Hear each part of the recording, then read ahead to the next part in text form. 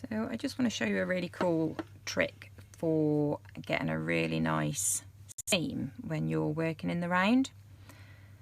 And the way we're going to do it is, instead of counting your first set of chains as a stitch, you're going to go back in where you've just done those chains and actually work a stitch. So I'm working in treble crochet, UK terms, double crochet if you're in the US.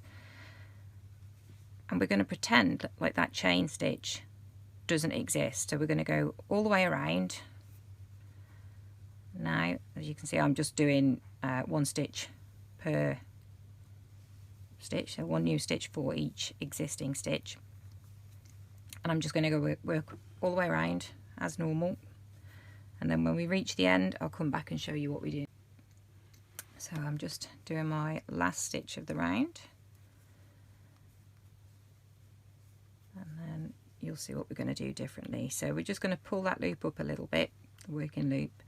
We're going to make sure the working yarn is actually at the back of the work.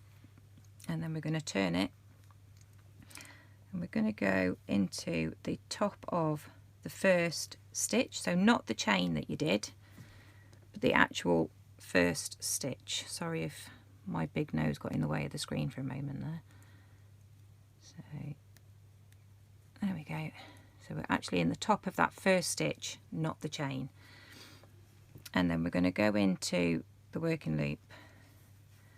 We're going to pull our working yarn quite tight through that loop, pull again, and then you can see that on the outside of our project we now have a nice tight, virtually invisible seam, compared to on the inside where all those chain stitches are. You can see that's where you've got your uglier seam, as I call it.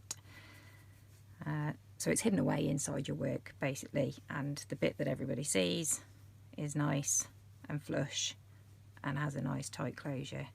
And then you can just go ahead and work your normal chains to get the height. Again, you're working back into that same stitch for your first stitch of the round, and then you just continue on around again.